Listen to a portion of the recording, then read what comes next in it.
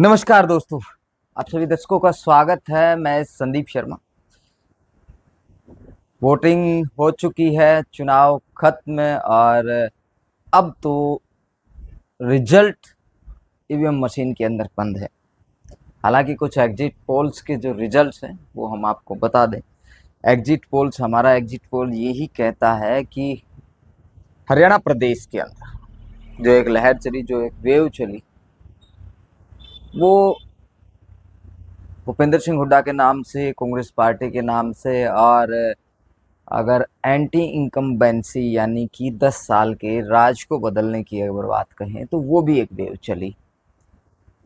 तो हरियाणा प्रदेश के अंदर सरकार बदलने जा रही है पूर्ण बहुमत से। एग्जिट पोल्स के आधार पर हरियाणा प्रदेश के अंदर कांग्रेस की सरकार बनने जा रही है। और अब आगे की बात कर लेते हैं कि हरियाणा प्रदेश के अंदर कितनी सीटें जो है वो कांग्रेस हासिल कर रही है, बीजेपी कितनी सीटों पर अपने आप को बचा रही है, जननायक जनता पार्टी कितनी सीटों पर है, इनेलो पार्टी कितनी सीटों पर है।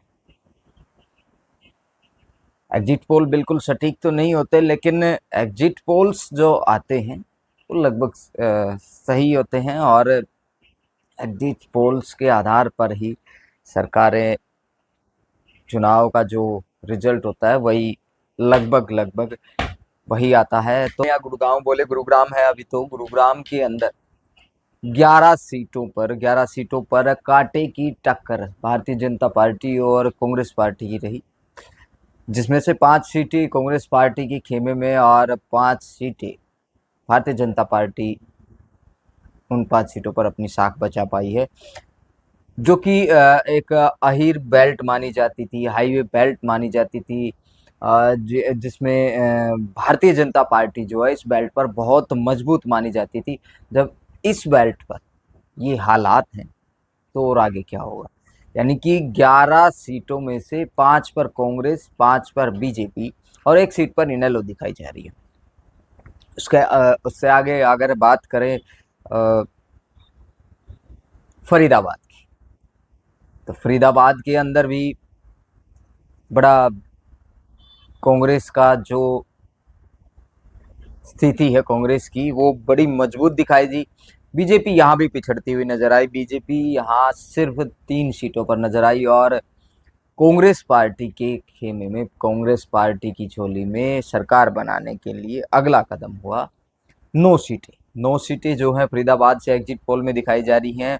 तो सीटें 9 सीटें आ गई। 23 सीटों में से 8 सीट बीजेपी और 14 कांग्रेस पार्टी और 1 इनेलो। उससे आगे अगर बात करें करनाल के अंदर भी कांग्रेस पार्टी बड़ी मजबूत दिखाई दी और कांग्रेस पार्टी के अंदर मजबूती जो है वो काफ़ी लंबे समय से, लगातार 2 साल से अगर चर्चा की जाए तो लगातार 2 साल से जो है भूपेंद्र सिंह हुड्डा और दीपेंद्र सिंह हुड्डा, कह सकते हैं कि दोनों के दम पर, हुड्डा के दम पर ही जो हरियाणा के अंदर जो कांग्रेस का दबदबा है, वो जो कांग्रेस पार्टी जो आज इतनी मजबूती के साथ खड़ी है वो हरियाणा के अंदर भूपेंद्र सिंह हुड्डा और दीपेंद्र सिंह हुड्डा की बदौलत है। ये साफ तौर पर आप लोग भी जानते हैं। और करनाल के अंदर भारतीय जनता पार्टी करनाल में भी पिछड़ती हुई नजर आ रही है। वहाँ पर अगर चर्चा करें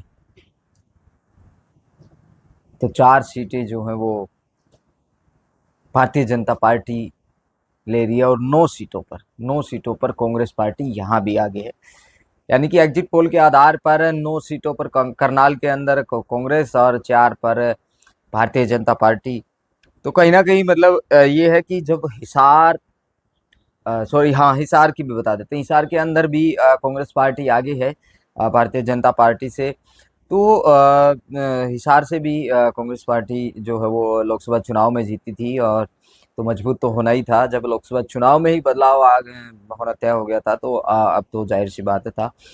तो फिलहाल अगर चर्चा करें गुरुग्राम, फरीदाबाद और करनाल, अगर इनमें भारतीय जनता पार्टी मजबूत नहीं है तो फिर हुड्डा का जो गढ़ माना जाता है हुड्डा का गढ़ माना जाता है, जहाँ की रोहतक के अंदर, रोहतक सोनीपत की अगर विशेष तौर पर बात करें तो रोहतक सोनीपत के अंदर हुड्डा का गढ़, वहां पर तो भूपेंद्र सिंह हुड्डा के नाम से ही वोट बैंक बहुत ज़्यादा आ जाता है, दीपेंद्र सिंह हुड्डा के नाम से ही वोट बैंक बहुत ज़्यादा आ जाता है।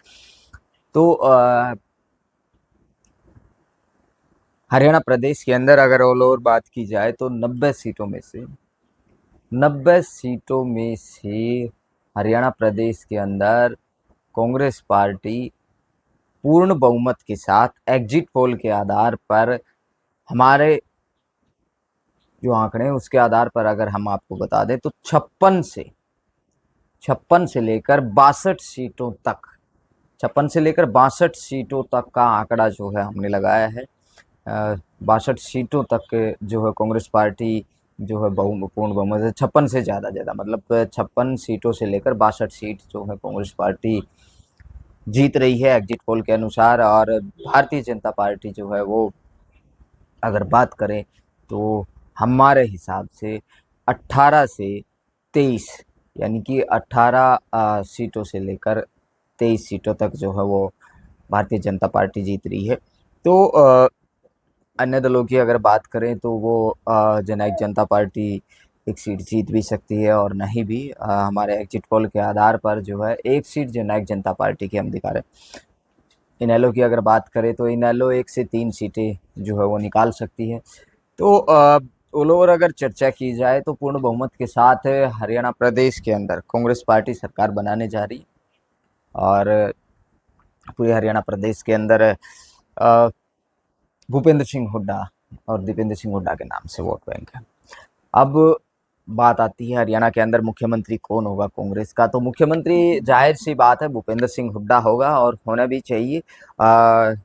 2005 नहीं है, ये 2024 है, आप समझ रहे होंगे, क्योंकि 2005 के अंदर भजनलाल के नाम पर जो है सरकार सीटें जीती गई थी और उसके पश्चात जो है भूपेंद्र सिंह हुड्डा को मुख्यमंत्री बनाया था। लेकिन इस बार ऐसा नहीं है, क्योंकि भूपेंद्र सिंह हुड्डा के नाम से ही हरियाणा के अंदर कांग्रेस है और कांग्रेस पार्टी के आला कमान इतनी बड़ी मुसीबत नहीं झेलेंगे कि हरियाणा के अंदर आने वाला समय जो है कांग्रेस के लिए वो बुरा हो।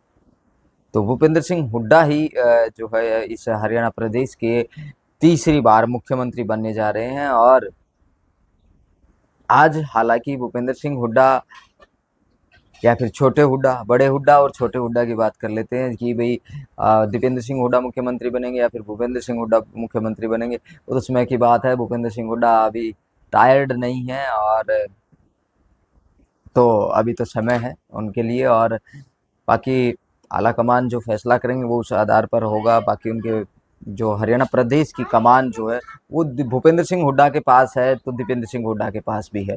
तो ये तो कोई शक वाली बात नहीं है, जग जाहिर है।